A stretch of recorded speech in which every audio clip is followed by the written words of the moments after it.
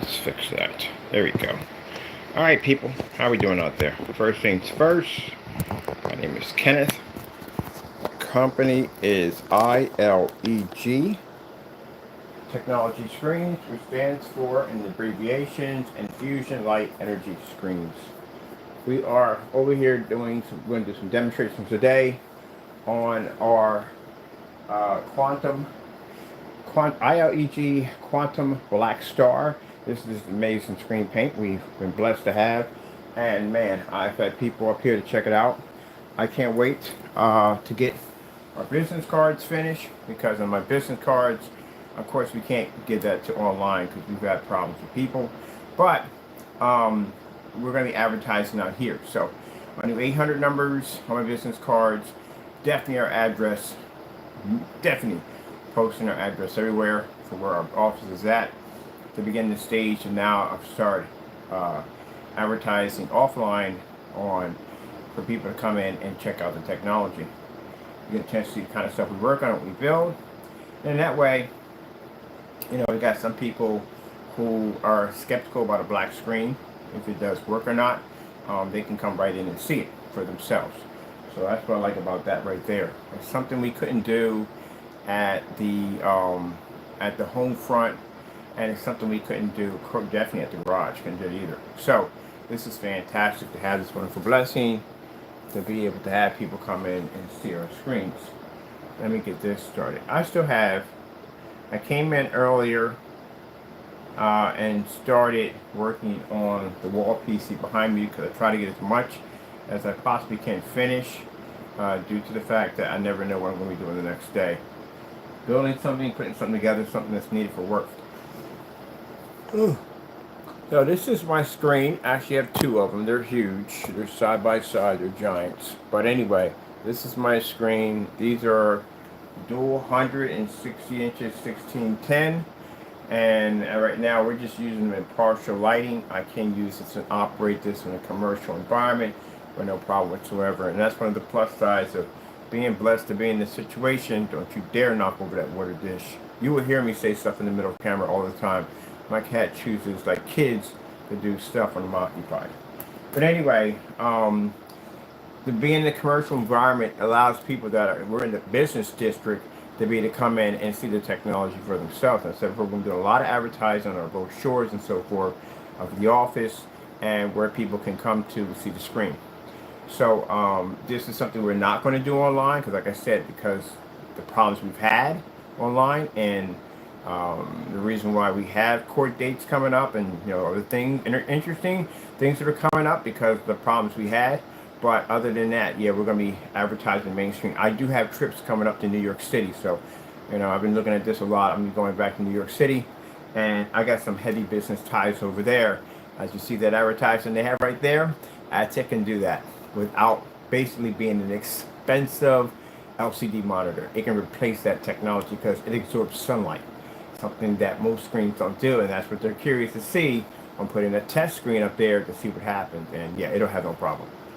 So anyway, especially for what they're using at the end of the day, because again, we don't use high-powered projectors. We put our stuff on the lowest projectors we can get our hands on, and these guys are probably going to bring us some freaking monster freaking screen projector in to begin with. So they're going to be using the black technology for that particular setup, because again, they're going to have these massive projectors behind it. That's going to absorb just about everything comes at it. So it's going to be interesting to see what happens. So I'm advising them, if they do build it, personally for me, what I would do, I would basically make it so the screen actually is inward, because you can projector map it like a 3D kind of design, which actually, to tell you the truth, that ain't a bad idea on building a prototype, so I can show them exactly what I'm talking about. We got mapping equipment over anyway. I could build me a small prototype and just send it over to some video so they can check it out. But anyway, yeah. So, yeah, we have a lot of cool stuff that I can't wait to start working on. And one of the things, like I said, we got to get around to it. We got a price change coming up for this particular technology. Because I said before, we want to make it affordable, but also to consider the fact that we got physical screens coming. I'm going to be showing up a new formula that we are coating to aluminum to make our own aluminum screens. This involves the Phoenix technology. So We're going to be showing it off today, but also too, we're going to be having our own fixed frame screens, and not fixed frame screens, another big, I like fixed frame screens, but the assembly process. I assemble lots of these screens, so I don't want to deal with that. I'm pretty sure the customers don't want to deal with assembling a screen. They really just don't. So the wallpaper is the perfect candidate for that, because you take it out, stick it to the wall, you're done. That's it. Finish. No assembly required. So, but we're going to have different types of screens, and right now I have to test all different types of surfaces, like the new blackout cloth surface we're coating. I'm dead serious. I look at the being a laundromat, washing this thing, washing, drying, washing, drying, washing, drying, washing, drying. And then I take samples of it, and we have to submerge it underwater, these little containers, to see what happens. I have one sitting in a deep freezer to see exactly how much destruction it can take. And we got to do all this stuff to figure out exactly how this stuff is working, because again, I have to make sure that if people take this outside, they're not going to have any issues. I've never, in the years I've been in business, I've never had a complaint about a screen of ours cracking outside. Never. And my stuff has been everywhere. And I've never had that problem, because I'm really strict on doing those tests. And those tests are posted for anybody who wants to come and say, hey, look, you know, is your stuff tested for outside? We have demonstrations of screens in the rain, screens in the snow, screens in extreme heat, screens being frozen in blocks, stuff like that. Just like if people were to come and say, hey, look, what about using my projector in a fully lit environment? We have the technology to do that. We show in the demonstrations that I explained before. Any environment that I go into, and I said that right in the garage, I said that when at home front, any environment that I walk into, we never change the environment. We actually added more lights to the environment. Because I noticed there were two lights on the far end on this side that were a little dim. Now I could have took that away from this. I'm about to say we got to get it from over here, because we have issues with the signal over here. But yeah, I have to know how my stuff can handle. So you know, that's very important to me. It's like I said before, lighting, even if you're doing extreme lighting in your home, it's completely different in a commercial environment. It's completely different. The lighting is so much more different. So you have to know that 100% that you can operate. And I've had commercial environments we operated in, but I haven't had commercial operates where I have full control, where I can walk through a building, and we got that with the other place. We were able to walk through the building and set the projectors up anywhere. We were able to pick up anywhere. That area where you're on the third floor, that open area that had those windows coming in, the overhead lighting, we were able to generate in that environment with no problem. I'm going to post some of my pictures on that on the other site, and I'm hooking up a section for commercial use. And this is the reason why this summer I'm going to be in and out of these buildings showing not only our technology to YouTube and other social media platforms, but to other businesses in Allentown area that we can operate in these commercial environments without any problem. And this is fantastic, because we'll have a place for them to go to. This is why the office is such a blessing, because we got people that can come down. Even though we got tons of videos, for some people it's not enough. They have to come see it. They have to. So not a problem with that. We got it here. That's why we built all this, to get everything set up so they can come in and see the screen. They can see the transparent technology. Anything they want to check out, we got it here. Now I already have several stores already that I'm working on getting the technology where we can advertise it through Windows and stuff like that. So I'm working on that. And what's the other thing we're working on too on top of that? I'm trying to think of something here. I'm actually renting out windows. I got a few places I'm actually renting the windows out. And a guy found it kind of strange, like, windows? You just want to rent the windows? Yeah, you just want to rent the windows. That's basically about it. And I showed him the technology. He's like, oh, we can work out a deal. And the deals work perfectly for us, because again, it's a window. We need it. We're going to need it regardless. You can advertise whatever you want in there. And their technology is just in that window. It's just basically have to market that it's our stuff and where our information's at. So our information's there, website information. It'll have a little banner at the bottom or anywhere you can see where it's at, who made it, and they can advertise whatever they want through the window. So can't beat that, you know. We're going to be showing off the AdTech fabric too. We have a fabric screen. Actually, we have it. We showed it off quite a bit, and certain areas where we showed off this fabric, which is actually interesting too. They come up to 150 inches or big. Let's see. Wall PC behind me. I had to paint that. Working on that right now, and I put in a magnetic system so I can take that thing off at will when I need to. And we're going to be doing more advertising on the Black Star. So we're going to be showing this off a lot. I haven't had a chance to do a lot work with it because of the projector incident we went through and trying to get that assembled and get that fixed. And looking online, and there it was, basically explaining to me more about this static image, what I need to know, and figured out that it was a signal, which is weird, which still can't get over that. The HDMI, for some reason, is a burn. It's almost like it's a burn in the signal. It's just weird, but that's what it is. So basically, I tell people, if you got an image that's not going away, it could be cables, or basically it could be your ports could have issues. Your ports could have burned out. It could have been a number of things, but it was that. So we're able to go around it and put the adapter in and go from there. So that's what we're doing right now. I got portable screens on the go, so I got to get one of those in. I got to get a Bluetooth speaker in. I got to get the projector and the Philips projectors in. So we're going to start showing us off. I got to go to this place that has this RV, because we're going to show up RVs. You have to literally be in an RV. And I found a company that will allow us to go in and show these off. And they're also interested in having these as a package deal, because it'd be kind of cool, because I've seen the screens that they have out there, and they got these white screens that attach to the edge of the RV's awning and drops down on these weights, and I'm like, ooh, that does not look great. And the guy was like, well, they work, and so forth and so forth. And he saw the demonstration. He said, well, if it works as you have it here in the video, we can work something out. We can have something where we can have these package deals with these luxury setups, because they'll make a little bit more money on those that have that little luxury screen out there. So that's something that's going to be popping up. And then summertime's coming up. Everybody's going to be outside. So guess what? We specialize in that field of outdoor projection screens. So instead of dealing with that boring, white, washed out projection screen and overpriced, expensive projector, because you will spend more money on your outside projector than your inside projector, thinking that you're going to have a high lumen count in order for the image to pick up. That's just basic, just modern human behavior, that you think that you're going to have a more high-end lumen projector if you're going to be outside. Actually, technically not true. If you have a screen that's designed to be to handle that, and we've done these on sizes of 250-inch screens, massive giant screens, mind you, at 27 feet from a screen with a projector that was 720p. So we use no high resolution to make up for any of the image quality loss.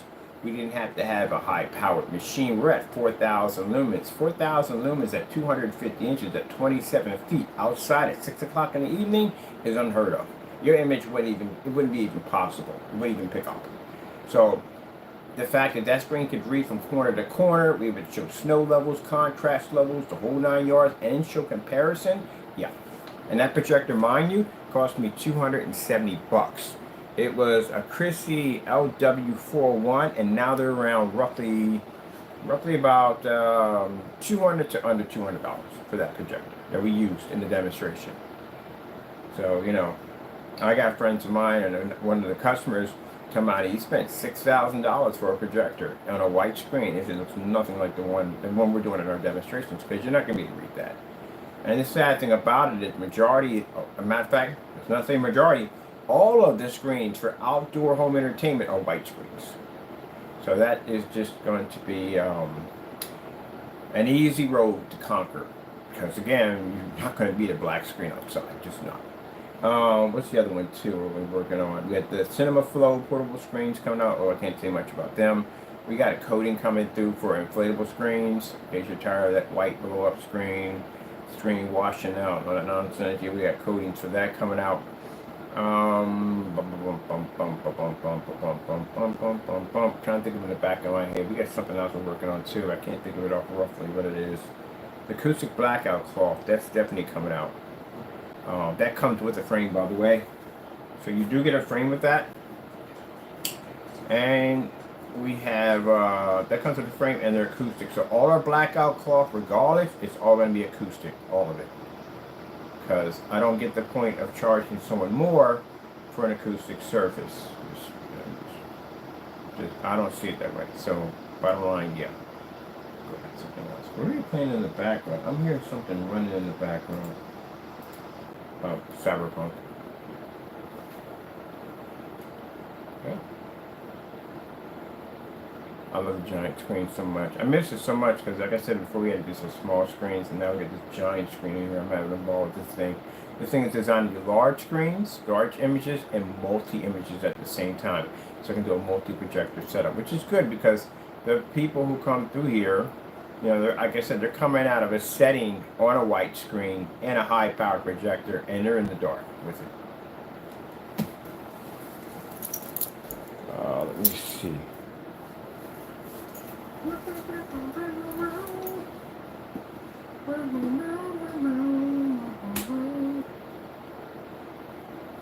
So those are the new lights that were put in. See how bright they are now? Those are the new lights that were put in a couple of days ago. Actually, started yesterday. Those new lights were put in. See how much brighter it is in here now? Much brighter. And that's what he was playing around with the light switch. He was like, wow. Like, wait a minute. He said, we put these lights in here. That screen's still going to operate? And I was like, yeah, it's going to operate with no problem. He said, really? Because remember, we ran this thing through a halo system. So that's how we knew it could run. He's like, really? I said, yeah. So he put the lights on. He said, oh, you got to be kidding me. Yeah, because people are not used to that. People are used to the, I call it traditional shenanigans. That's what they're used to. You get a white screen, you get an expensive projector, you figure the projector's going to put all the bells and whistles back into your screen, and it doesn't work out that way. You turn your lights on, your screen's going. It's not there anymore. Color's gone, contrast is gone. White level picks up, but you know, who wants, at the end of the day, you do want white levels, but still, the rest of the image is gone. So you got this faded washed down image. And what's more important than white levels, and I'm going to tell you right now, contrast. That's why when you buy your projector, you have that whopping 2 million to 1, 20,000 to 1. You don't have a 20,000 to 1 or 2 million to 1 white level. You look at a blinding white surface all day long. That's why you're in the dark. Your screen can't read. And I don't care how much money you spend for your projector. I've watched Epson, Samsungs, LGs, all of them some good high-end projectors. Every single one sits in a dark environment. And again, you're kissing the screen. I'm 13 feet from my setup. And my projector sits in eco mode, which means I'm at 2,500 lumens in an environment that the meters can't read in here. And that's what I showed him. Same thing I talk to you on camera. I do that over and over again when I have people who come in. So they're used to coming out of a dark environment on a white screen with an image, with a projector that costs far more than mine, and they can't pick this up. And the first thing they do is they turn on that light switch.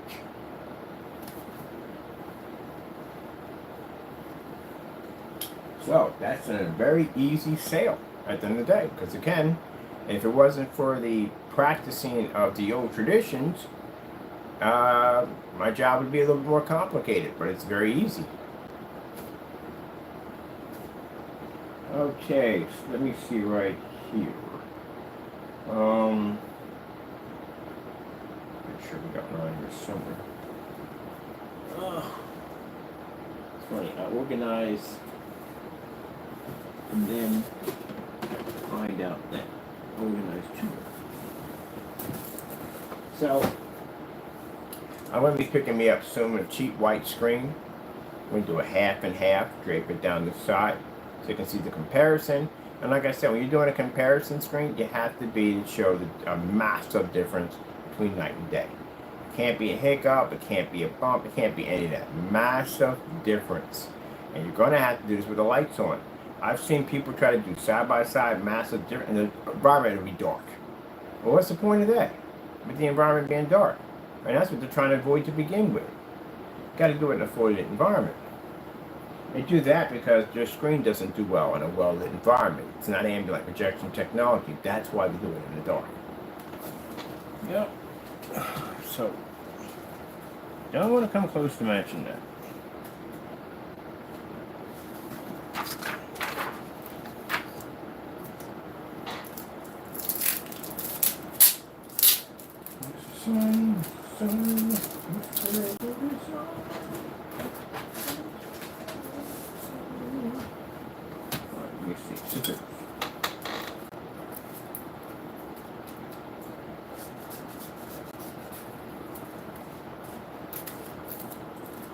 I'm going to be ordering today a certified screen. I'm not going to tell you what company, but it'll be coming in soon. I don't really bother with the gray screens or those screens they have. I usually like to go for the best they have to offer, which is top, best screen of all of them. Some people when doing these demonstrations, notice it real quick, hold on. Some people when doing these demonstrations will get a screen that matches close to theirs, so that way it won't show much of a difference, which we see a lot. Now, again, this is the part that gets me. You see the little beads of water, or you have sitting on this bottle, probably probably beer, all right? I see people zoom up on this and say, look at the clarity you're getting from this. You don't pick up clarity because you can't, because you're on a gray and white screen. Where does contrast come from? It comes from black, right? It's the reason why you have high contrast on your projector, to add more definition, detail, sharpness to the image. That's why you have it on there. When you have a screen that's physically black, the projector doesn't require it. It means your projector's a lot cheaper because the screen's 100% black. And you can see all those little beads, so I see people zoom up to look at, you can pick that up in a fully lit environment with no problem because the screen's black. Let's get you, I got people coming in today. It's going to be a busy summer. Super busy summer. I'm going to be working with Parks and Recreation. I'm bringing up these big giant screens outside. I think it'd be kind of cool to do some screens all through Allentown. People can come together and watch movies and stuff. You know what I mean? It's a nice knit community. Well, you know, we can tighten up the screens a little bit more. I think that'd be kind of cool. So hopefully I get a chance to meet with the mayor because I do want to run this past him. I think that'd be a good idea. And we're not actually, we're not selling the screens. We're donating them. A couple places I'm actually donating technology to. So if we get started working on the floor, I got screens going to be donating over to Good Shepherd.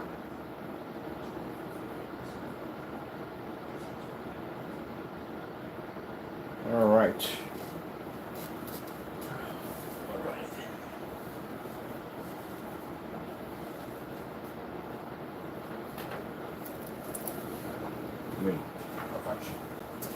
Now women. Another crazy thing for me to say over and over again. Something funny I saw on TikTok. Now, right there, if we had a white screen in this environment, these two walls, and here were white, that's literally what I would read.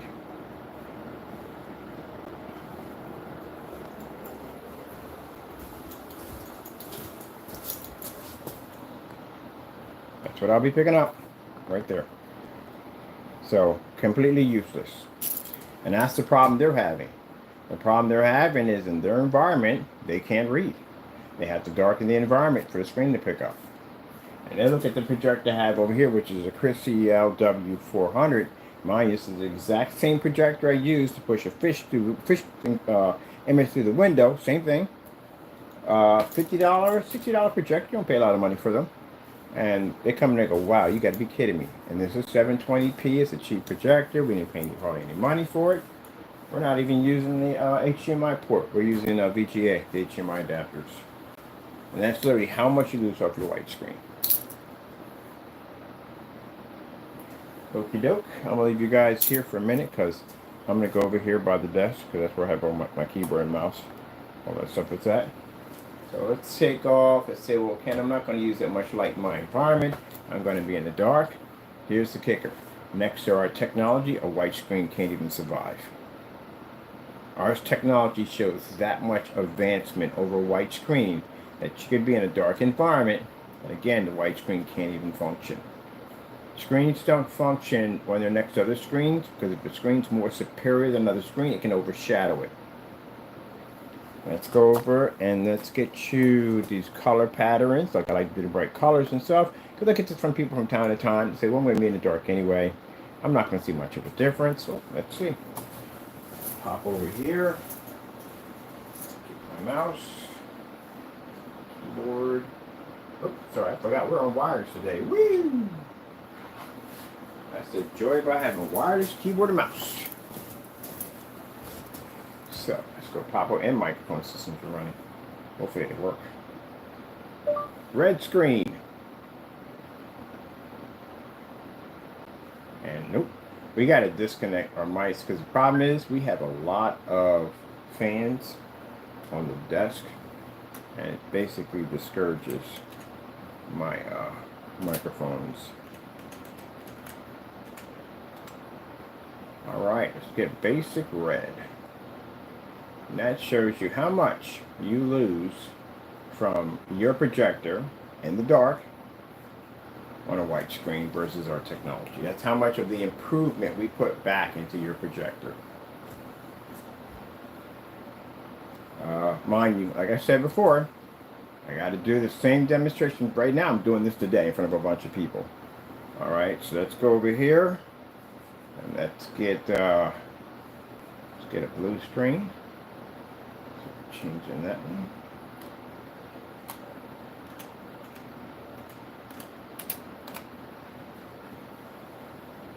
Blue screen. Boom. Okay, let's go swap out for a green screen. I do the basics. Screen here.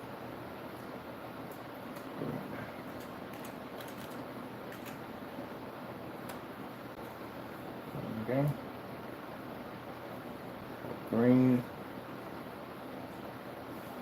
It's a lot. You lose a lot of color.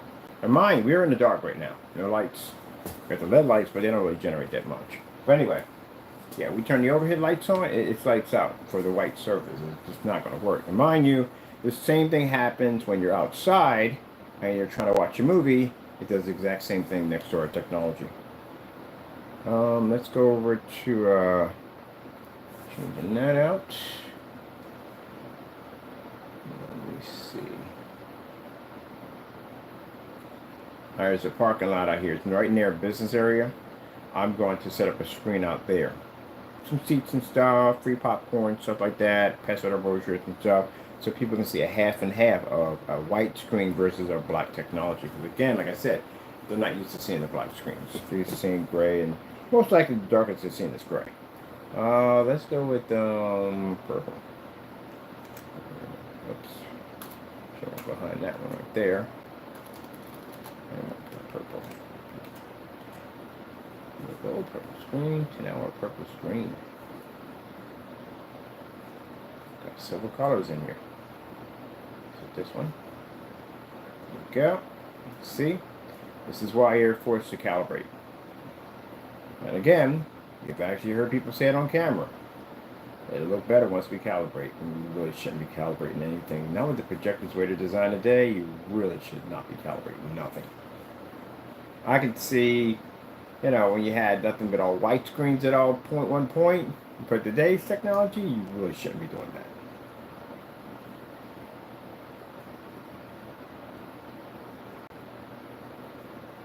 Alright, let's get a slow color changer in here.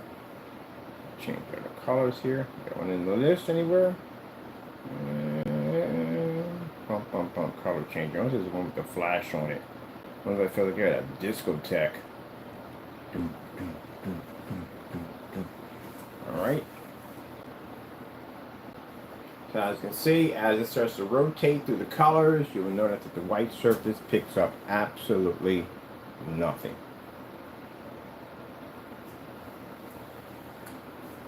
And this is why we've done these demonstrations multiple times, showing you that this is the reason why you calibrate. This is why you're getting less than 50% of your projector. My projector costs $50. 50 or $60. No, it is 63. This one was $50. It costs less than under $70, let's put it this way. And you have people who have projectors that are customers, and people I know, well, not customers, their customer screens are hooked up. People have projectors that are way more powerful than mine, and they can't read at all. So it's kind of like going to the store, ordering your projector, and you open up the box and half of it's looking at you like, wait a minute, I paid for the whole thing. And you contact customer support and they go, well, you know, hey, you did pay for the whole thing, but you're only going to use half of that. It all comes down to your screen. So the sad thing about it is that, and it happened to me when I got my first projector, which is a BenQ MS 800, I think it's 800 or 500. I gotta look that up. I got it on my YouTube account. Anyway, and I literally thought that all the bells and whistles, man, I remember I spent days and weeks, man, looking for that projector, for different projectors, and I came across that one and liked it. And I said, man, I'm going to get that same beautiful, sharp image right on my white wall. It's going to be absolutely incredible.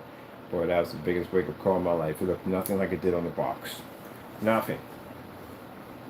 Yeah, I was just coming up. I had Tesla video cards. These are way back. But dude, it's 1080p monitors, and you're coming off a 1080p high performance monitor to that?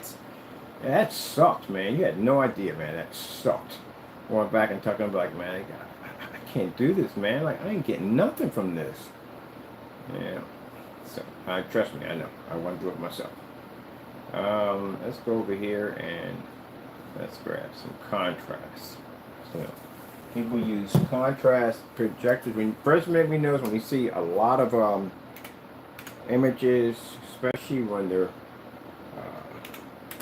contrast levels and they're done in dark environments, that lets us know right from the door you can't read contrast. You can't read contrast, you can't read color. It's a bit of a domino effect. So, Star Fox. Oh, I remember I had Star Fox 64. It's a good game too.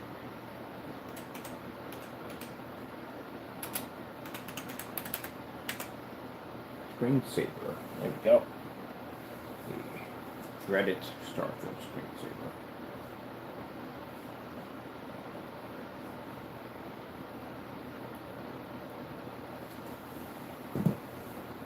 Now, mind you, my contrast on my projector is 1000 to 1.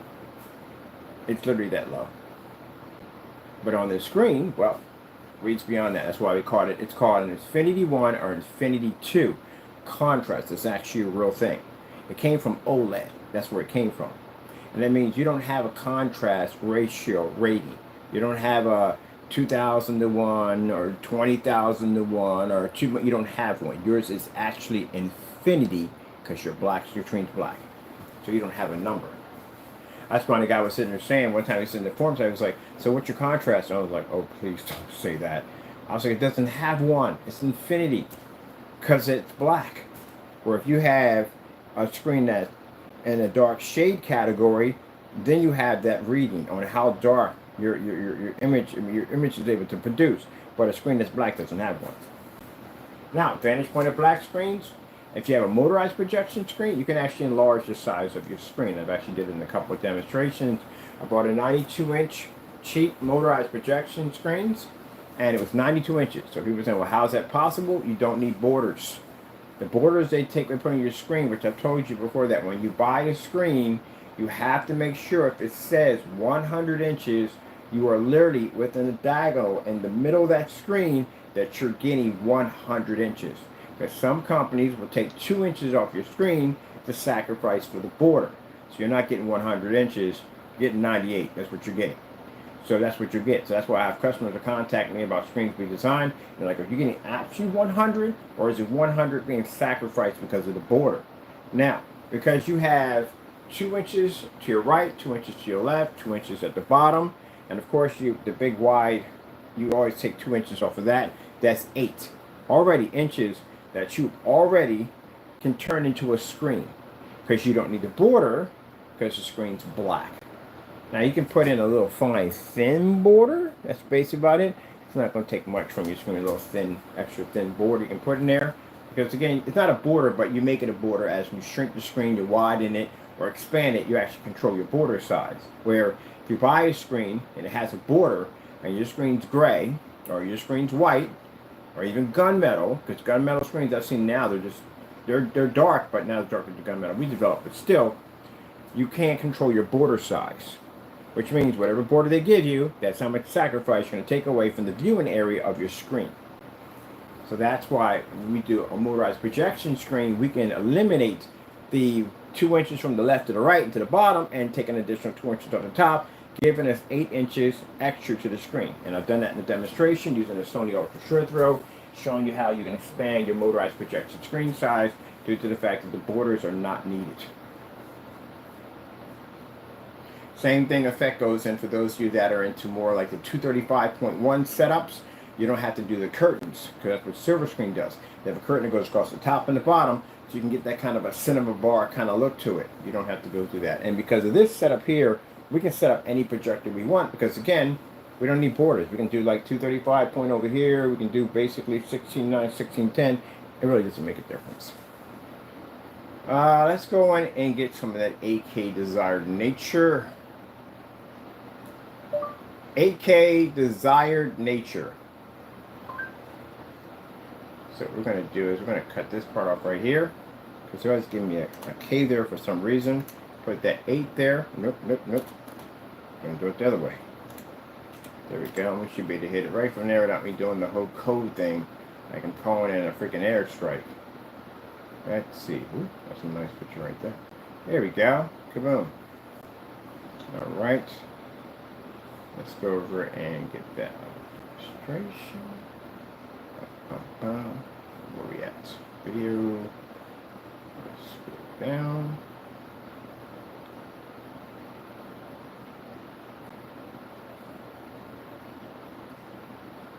There you are. Now, like I said, see how dark my environment is? If you're watching demonstrations and the environment is this dark to show up the demonstration, that's your first red flag. That's why you request lights on. Show me a contrast level with the lights on, because you're going to do either way. You might as well request it from the person who's actually selling it, because you're going to do it. But the difference is, at least you can see it there without spending the money first.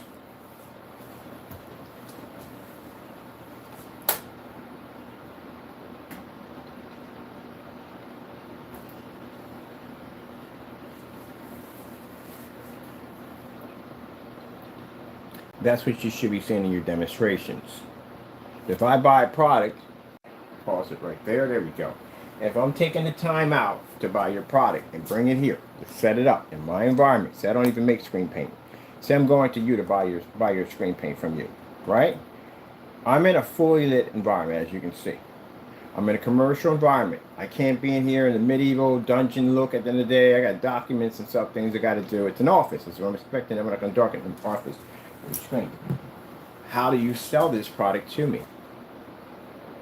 So this is what I should have did to begin with, before going back and forth. It's just ask you a basic question: how are you going to sell this product for me, to me? I don't want to spend the money for an expensive projector. I don't want to do that. I'm happy with the one I have here. If you have to advise me to go buy 4K or a more high-end projector than my 720p model up here, then I'm not interested, because I got to spend money. I'm not saving anything if I got to actually add more money to something that I've already paid for. So I don't want to replace my projector. What's the next one? Calibrating? We're not doing that. Tell my customer I don't want to do calibrating. And every customer wants to calibrate. They don't want to. So I don't want to calibrate. Now what's next after that? Can't get the color right. We're forced to calibrate. We're forced to spend money for a more expensive projector. What about my environment? Maybe we got too many lights in here. I might be told that I got to turn my lights out in the environment. That's not going to work for me, because that's not what I want. I want to be able to operate in this environment. Because if not, if you can't help me, I'm going to go buy a TV. And a TV, I can mount it right to the wall. I can have my lights on. I have my contrast, my color, and the whole 9 yards. I'm good. So how do you convince me? There you go. Simple and plain.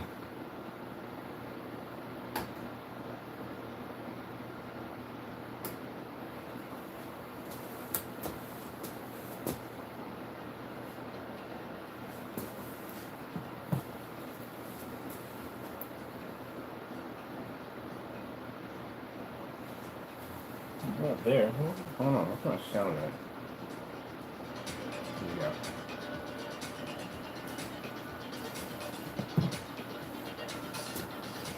I don't want to hear anything in between. Mind you, I don't want to hear you got to calibrate. Image will look better once we calibrate. No, we're not calibrating at all, period. Because this is an extra cost. They're not going to calibrate that machine for free. I'm going to charge you for that calibration job. I was told if I buy the product, I don't have to buy anything else to go with it. I mean, one other thing I want to buy is just stuff to use to paint the screen on. I mean, the rollers and whatever. But I'm not buying another projector. I'm not changing out my environment. And I'm not calibrating. How do you deal with customers like that?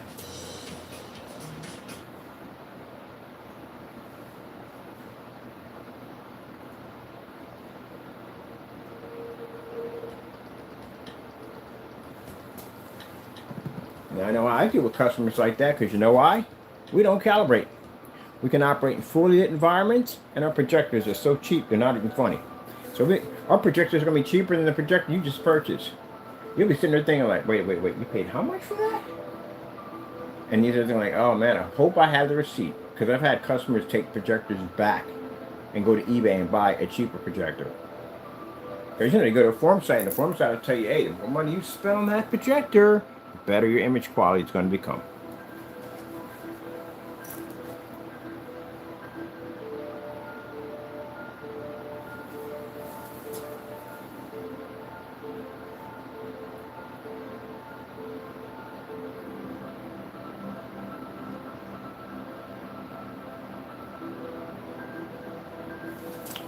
Stand is not straight here. This is tries to strap me nuts. Looks like my stand is not straight.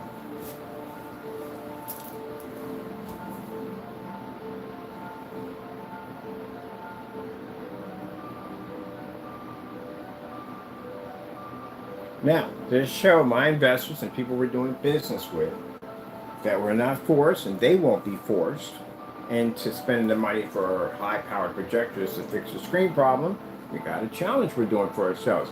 We can only buy projectors under $200. That's it. Nothing higher than $200 is what we're only allowed to have. And that's why I said at the end of the day, you don't save your customers any money if you got to spend money yourself.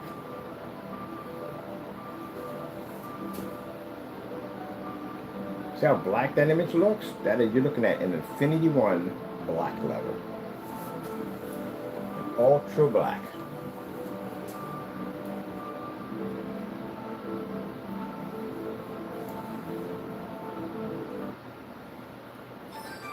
Now for the tea on Metro View, you won't want to miss.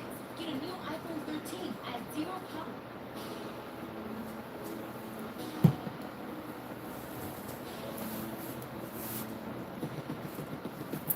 We did it from sites. We don't show them the projector, so we're not at first. And they look at the black levels pulling off, like, what the frick kind of projector are you using? Their first thing they'll say is the projector. So what do you got over there? You got that. They're like, wait a minute. They go looking like, this projector has 1,000-to-1 contrast sitting on top of it. What the freak? And then we turn the lights on and we turn the projector off and you see the screen's black. Like, oh, that's crazy. Now, as I said before, I have people saying, well, how about other black? There is none. I checked YouTube. I just went through YouTube checks just a few minutes ago. And there's nothing on there. It's only us. Because I explained to you before that people who have claimed to try to make black screen paints, you have to have a ton of testing. Because it's a screen that's unheard of being black. A black projection screens are kind of like still rare. So you still are going to have to do a buttload of testing before a customer or company will touch you. And from what I've seen so far from people trying to make them, the testing was poor, extremely poor. Not good at all. So you have to know what you're doing. And just make it up. Keep in mind, I explain to people, look, if you think you lie on your specification sheets and this is not going to get you in trouble, it can. All it takes is one customer, that's it, to file a consumer fraud charge against you.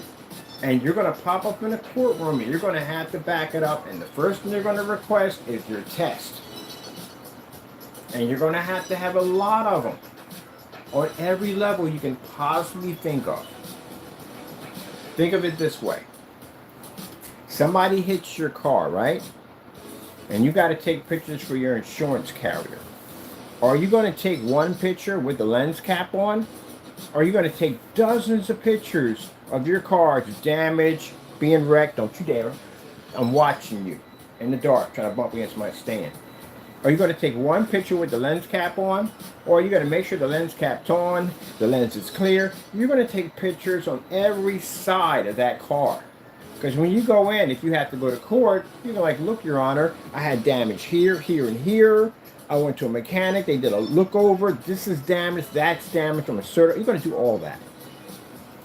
So again, you have to make sure, at the end of the day, you want to have as much evidence as possible if you're suing an insurance company that doesn't want to pay you or someone who caused the damages. You're not going to go in it with very little.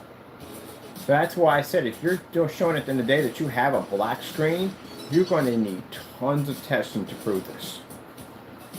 And if you don't have it, guess what happens? No one will touch you. And if you have an open shopping cart and a customer does buy this and you can't back up the claim, you run the risk of a lawsuit.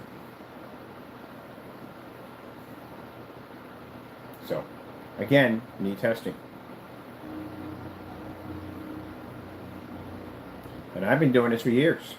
I can go back and show any judge at the end of the day that I've been doing this for over I think 9 years. I've been developing black technology, and I've got a splatter of YouTube channels. I got customers who have my technology, companies that have my technology. I'm even set up in an office right now. So with that being said, yeah, I can back myself. Because there's a number of things that go wrong. If they're telling you that a screen paint can't read on an ultra short throw, that's the first red flag that pops up. The first one. Because an ultra short throws are the easiest demonstrations to do in the world. How hard can it be? Honestly. You're right up on top of the screen. If I take a projector and I pull it back, the image quality starts to deteriorate. If I put it right up on top of the screen, the image gets better. If I shrink the image and make it smaller, the pixels compress together much tighter, give a much sharper visual image, and especially with the projector being close up on top of the screen, the distance still isn't there, so therefore my lumen count is much stronger when it makes contact with the surface. But if I pull that projector all the way back, and I have a projector very poor and very, very less pixels, then the picture quality becomes blurry and becomes deteriorated. That's what happens with cheap knockoff projectors. They have that same effect. You can put a cheap knockoff projector, put it closer to the screen, it gets better. Pull it back, it starts to deteriorate. So that's what happens.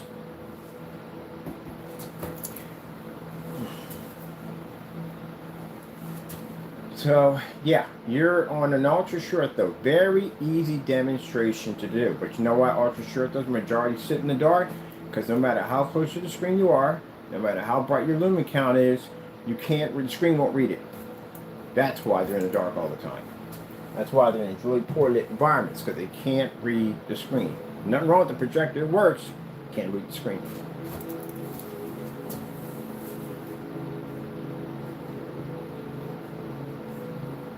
So they stick them in an environment like this. And this is when I look at the demonstration, when I'm looking at when I watch the demonstration, I'm looking at the top of your projector. That's what I'm staring at. You know why? Because I can see the reflection of your screen bouncing off the top of your projector, and that tells me how dark your environment is. I'm looking at the corner of your walls, because that shows me how much light is being splashed all over the environment. Mind you, 3,000 lumens right on top of a screen, so your light's going to be 10 times more concentrated, and that means you're going to actually give off more of a splash effect. Yep. So I'm not exactly looking at your screen. I'm checking out your environment. So that's why you got a screen paint that says it doesn't work on ultra short throw. That's a major red flag. And I've seen it. People post it that their black paints and darker paints can't read on. Yeah, that's a major red flag. You should be able to read on that with no problem. I don't know where they got the idea of thinking that the screen paint is the same as the physical screen. Physical screens use a film. Kind of a reflective, or kind of like a film, or more like a reflective film. And those can plague ultra short throws when they come up dark. That's why they have a special screens that they make that are ultra short throw compatible for those particular screens. But a screen paint should never have that issue. The only problem you're going to have with the screen paint is quality. Well, both of them are going to have quality, but more it's going to be the screen paint going to have quality. Oh, let's get our goody gumdrop stuff in here. This is the easy stuff. This is too easy for us. Let's go grab 4K Snow Screensaver Cottage. Bam. Yeah. This technology has an extremely high heightener sitting inside of it that allows this black screen to be able to register. Now, say somebody said, well, heightener doesn't exist, right?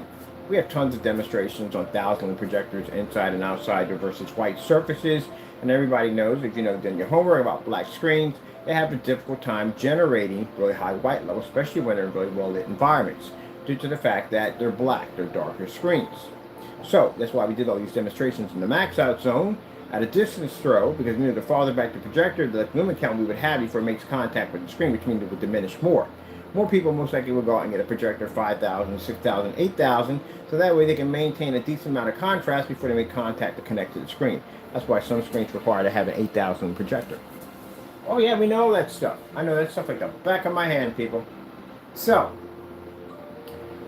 that's one of the problems that you get when it comes off for the black screens. That's why they're really in dark environments. But our technology can operate in a fully lit environment without the screen becoming unwatchable. This is why we do tons of this testing to make sure our products work 100%. And this is something I don't see a lot of testing on. You should be doing this. It's very important. On top of that, one of the other things you should be able to do is the side angle. Because the problem is that some screens, when they want to be black screens, one of the problems they have is they can't read on an angle because the screen can't pick up. And that's one of the things you have to look out in testing. You're watching, that's why you have to request test demonstrations. But you should be able to read with no problem. See how that pops up?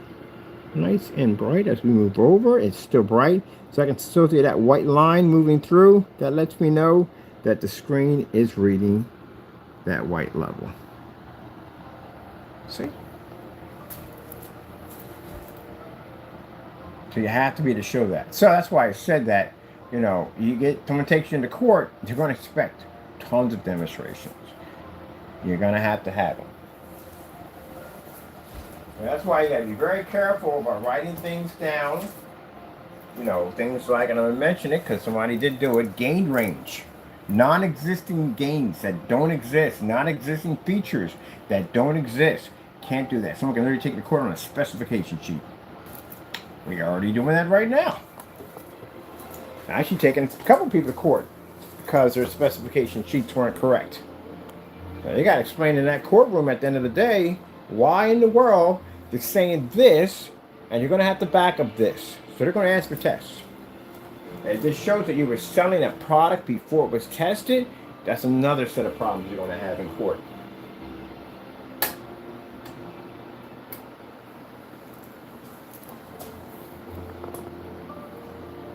Because we can argue in court, we can say, hey, look, there's no testing on this stuff. We couldn't find anything. They're selling this stuff blind eye. They're committing, it's consumer fraud. And they're going to ask you, because we're going to ask you the questions too, they're going to ask you, can you back up what he just stated? Is your stuff tested? And they're not going to find anything in your stuff. Now mind, this is why I tell people to be honest, tell the truth when you're writing out screen paints or anything you're doing at the end of the day. Because it doesn't have anything to do with paint. Anything could send you there. Lemon laws, remember those where people were selling cars that were busted and damaged and making them look like they had the mileages were rolled back and all that crazy stuff was going on. A lot of people getting ripped off on cars. That's why it's important that you tell the truth about your product. Because people get ripped off. So, if you don't like it, hey, not my problem at the end of the day. Because someone's going to get rich off you real quick. That's what's going to happen. They're going to grab an extra 12 grand off of you real quick. Depends on where they take it. If they got enough substantial evidence, they'll take you to civil court, get 100 grand out of you. They don't feel like, they don't have to get a lawyer. You just have to have a strong enough evidence at the end of the day that they did what they did. That's it. A lot of people believe that. People think you can represent yourself. You have enough evidence against someone, you represent yourself. You don't need an attorney for that. Like the copyright nonsense we're going through. We don't need lawyers for that. There's just so much evidence. Even when we went to sign out for the paperwork to get everything set up for court, the guy was like, "You bringing a lawyer for this?" And I was like, "No, not really. You don't even need one. Just walk in there and just show them this. You're good." That's literally how much evidence we have on somebody. It's an open and shut case. So that's why we're going to the federal courts for some of the other ones. But anyway, as I said before, this is the reason why you want to make sure your specification sheets are legit. Because again, it only takes one customer to drag you in court, and they can do that. They can file a consumer fraud charge against you, take it to small claims court, or whatever court they take you to, and they can file their accusations against you. And you're going to have to come in there and fight it. that your product does have a gain range attached to it, and that if you paint the screen in multiple different directions, that the gain changes. If you can't, yeah, it costs you a lot of money. Now, mind you, it depends on how they go about it. If they go and they file just consumer fraud against you, you know, they're going to sue you, and then you're going to be fined and penalized from the other side, which is going to be the courts. That's going to go nasty. Or, worse upon worse, if they file criminal charges against you for fraud, now it's different. That all changes. Because now you're not only fighting for the credibility of your product, but you're fighting for your freedom. Because again, you know, you could get probation, you might get it, you might get that, you know what I mean?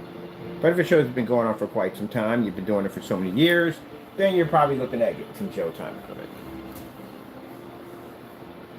So, yeah, best, that's why I say it's important that they take that extremely serious. Man, I got some phone calls to make today too.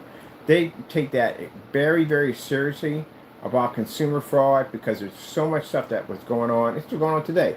People buy houses and it's not claimed what it's supposed to be. That's why you get an inspector to go through property first before you purchase anything, before you put your John Hancock down on anything. You make sure you get an inspector to go through that property to make sure you don't have any hidden poisons or any problems going on, infestation, whatever can be going on, foundation, anything. That's what smart people do. Get an inspector to go through the building. Same thing with a car. Even though there's lemon laws now real, because at one point you go get a car for a lot, anything could happen. It could have been out there in some storm area, and them cars could have been flooded. Brought them over here, lightly fixed them up, and the minute they drive off the lot, if you don't read that fine print, it says they're not responsible for certain things once you drive it off the lot. All kinds of stuff. So you read that fine print. But water damage, or water log damage, what they call it. Yeah, so now they got lemon laws in place.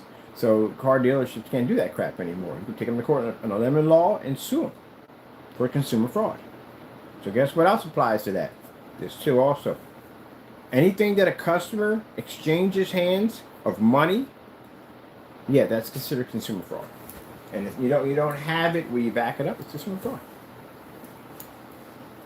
I literally have to have this conversation with people on the day on forum sites like gee whiz. Somebody please make it a schedule to move the rock every once in a while so they can catch up. How do you not know this? So as you can see, the white screen at the end of the day doesn't hold a candle to our technology. It's an off here.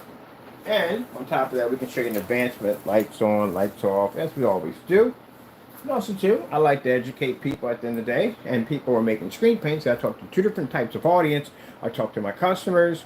People like to know exactly, before you go out and buy a screen paint, even from us, make sure you do the research, make sure you check those YouTube channels and make sure those products are being tested. Most importantly, make sure they have batch number verifications. People get mad at me about that. They get angry at me when I make that statement because their stuff is not batch numbers. And they'll sit there and say, well, hey, it's not fair. You're preaching this. And I'm preaching what? Because my stuff is batch number? I didn't have the batch number of my stuff. I could have did the same thing you did at the end of the day. But I don't like being out in front of a crowd with my pants around my ankles and people laughing at me. You know, I'd rather just, get my job done like it's supposed to be done, the right way. If that bothers you and that upsets you and that gets you in a little bit of frenzy, at the end of the day, you get mad because at the end of the day I make that statement, then all the more then customers should stay away from you because your products are not what they're supposed to be. So customers, requests, batch number, verifications, and you want to make sure that the product was properly tested before you buy it.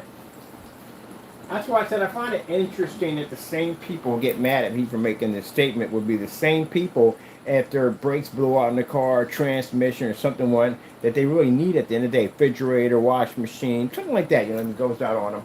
They'd be ticked off. They'd be sitting there screaming out the phone, telling me, well, wait a minute, this is supposed to work, da-da-da-da-da-da-da-da. I'm taking you to court. It's funny. And then you think about yourself, you ripped a whole bunch of people off in the process of doing something else, and I guess you're not at fault for that, are you?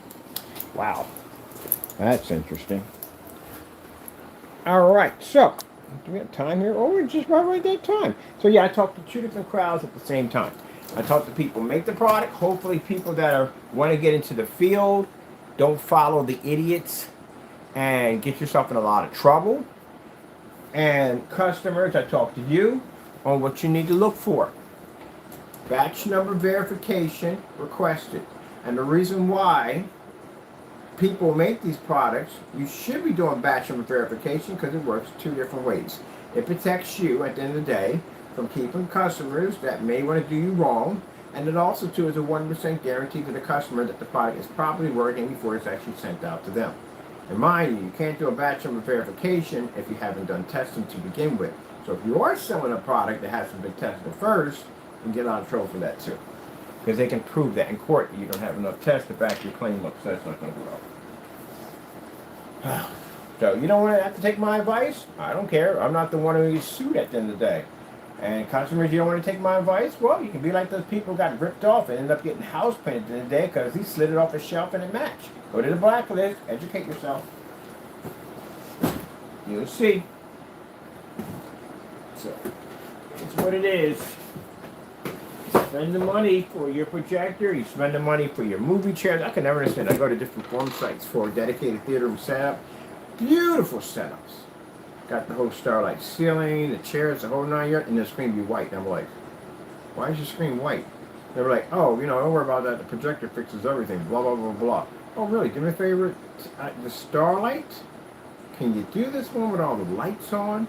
They're not really, because the environment's not really set up for that. It's designed to be used like a movie theater, you know what I mean? For it to be dark in the environment. I said, I mean, if it's dark in the environment, I still can't read. Take a white sheet of paper, stick it up there, let's see what happens. They don't want to do that. Because they already did it. That's why the environment's dark. That's why if you see people in dark environments, they already did it. That's why the environment's dark. Because that's the best way to get the image to pull.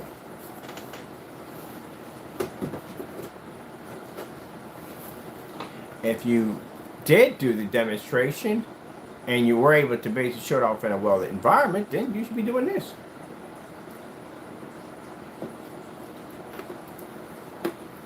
And mind you, at 13 feet back, we can push through 12K of light. That's for the halo system. At 1900 lumens on the projector we have over here. We are 13 feet back and we're at 25. And we can blow our screen up and still maintain an environment where the meters don't read. Before I make that statement too, because like I said, I got other people who do come into my channel and I do post this in other locations. So we show off everything. So you see that bright blinding light right there? I just had the new light put in. As you can see, it's nice and bright in here. Because I could have sat there and said, well, you know, we got enough light in here. We're good with this. We don't need any more light. Boy, you thought the meters had a rough time in here, and those two lights were actually dimming. Imagine now what's going to happen. The meter's just it's just not going to read. So once you look at my floor, and that's one of the things, if I was in one of those trade booths and stuff like that, one of the things I would do is throw a dime in your environment. See if I can still see it. If I can't see that dime, that tells me your environment's too dark.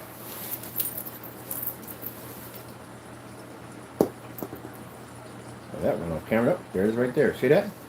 That's what I'll do if I walk in your booth. I'll throw a dime in there. Oh, shoot. I gotta pick that up real quick. Don't you dare even eat that. Hey! Leave that alone. Don't touch that. Don't touch that. That's a demonstration. I know it's your curiosity getting the best of you. Here you go. How about this? Ooh. Ooh. Ooh. Ooh. Ooh. Jerry. Ooh. Tackle. Ah. There we go. You right at the shiny coin. So that's what I'll do. I'll throw a quarter, a nickel, a dime in your booth. And if I can't see it, I already know your environment's dark. Let's see how dark it is. One of the things I notice when I watch some demonstrations online, Taco, don't touch that. Oh yeah, you gotta be cute all the time, don't you, buddy boy? But anyway, one of the things I notice when I look at people's environments, I see how dark it is. There's dark casting shadows in front of your screens. So I asked the question, like, yo, you throw a penny or something there so I can see if we can still see it?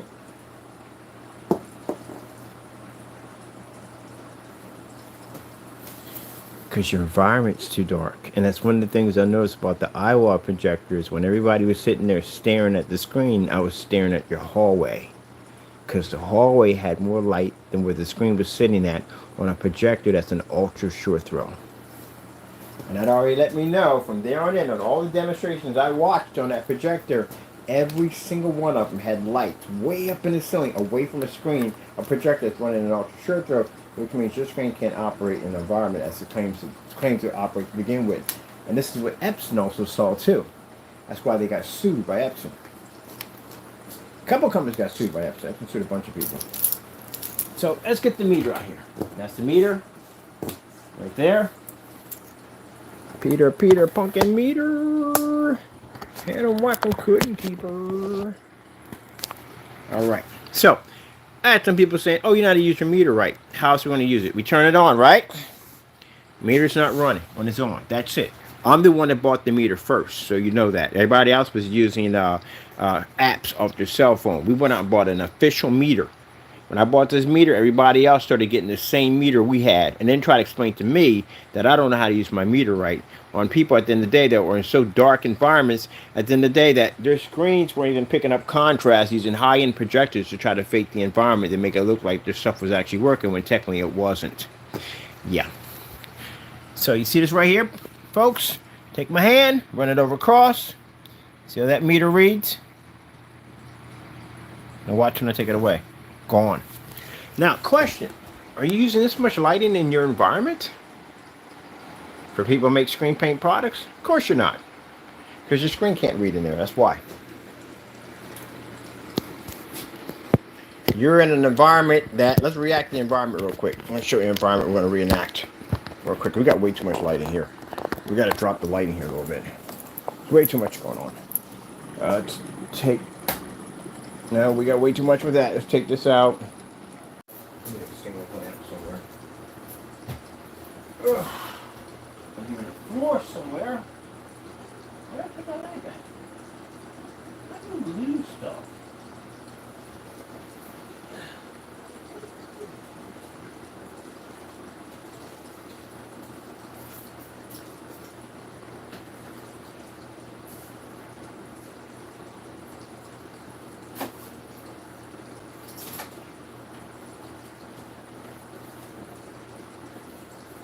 Wait a minute.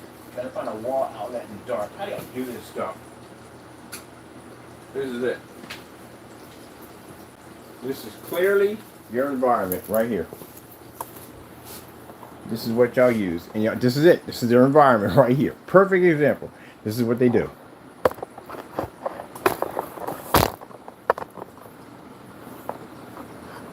I can mimic your environments easily. This is exactly what you do. You don't want too much light on the screen because, again, it'll take away from your image. So you'll say, look at all the lighting we have over here. And look how amazing this image looks. And I'll be looking at the video like, what light? What light are we talking about? That in the corner? That light? And I'll see this huge light over top. Like, how come we're not turning that light on? It's right there. Just turn that light on right there. They got light in the corner. That one's off. And the one over here is off. And then they'll have neon here and neon behind the back and all that. And the white bright lighting that we use to push a screen through, that'll be in the back of the screen. Or way at the bottom somewhere. And I go, look at the demonstration we have. Look at the colors. Look how beautiful the image looks. Look how much lighting we got. Look at that lighting we have. It's just extreme lighting we have right there. All right, people, I'm done. I'm going to go have a little fun. I'm going to do me a demonstration in a few minutes called Fake Demonstration Screen Paints. We're going to come out here and we're going to basically show you something crazy. Look at this. Watch this. Now, you see that? See, I can barely see that. Does that look a good image to you? This is questions I can ask people at the end of the day. Now, this technology is designed to be a front technology only. That's where we designed it. And we ask people at the end of the day, if you call yourself doing rear projection, does that look like a good image to you? And they'll sit there and go, yeah, it does. It looks like a fantastic image. Mind you, we're front projection here.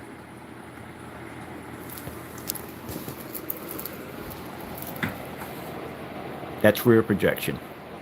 So if you actually said this was a better image, you don't know what you're talking about. Because it would be this side. Oh, man. I tell you. Did you just sneeze? Oh, little sneezes. We did little sneezies. Little sneezies. We did little tiny sneeze. Now, so we take the light right here and we redirect it at our screen. You see the screen being affected by that? No, because you know why? It's used to being pushed to a halo system. That's why. That's why that wouldn't affect it. None of these get affected by it.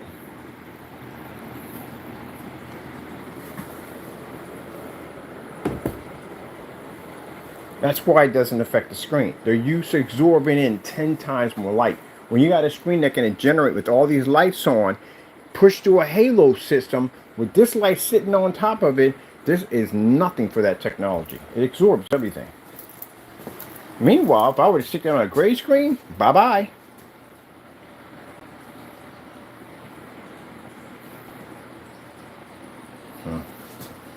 Yeah, no, Taco. That's easy to do. We do all these all the time. This is always easy for us. It's what we do. It's what we do. Let's get some color in here real quick. You know what? Let's do a couple of segments. I don't want to make this video too long. So we're going to come back in here. Let's do this light here on a gray screen. And mind you, the gray screen at the end of the day, for those people who want to sit there and say at the end of the day, this is not my screen paint. There's a challenge on that stuff. So just to prove that you're not, just go buy it. Do a live YouTube live stream. That's what you're going to have to do. It has to be live. Have to show the container has not been tampered with. No busted seals. We had somebody already cheat on that already. And if you basically do match this, your product is now worth under $4.97, just to warn you. All right. So we'll be back in. I want to do this demonstration. And I'm going to even have a little fun and do a demonstration of what we see on YouTube when it comes to projection screen setups. So, yeah. All right. Of course, we thank our Lord and Savior Jesus Christ for blessing us with amazing technology, because if it weren't for Him, none of this would be possible. Oh, did we just turn on all our lights when we have a light sitting there on top of our screen? That's insane. Who would do something like that? We would. Anyway, so thanking us with amazing technology, because again, if it weren't for Him, none of this would never be possible. It would be virtually impossible to do all this. Thank you for your time. Thank you for coming in. If you want the best from your projector, then you come to us. If you want to get cheated, then you go to them. All right, got to go, and God bless.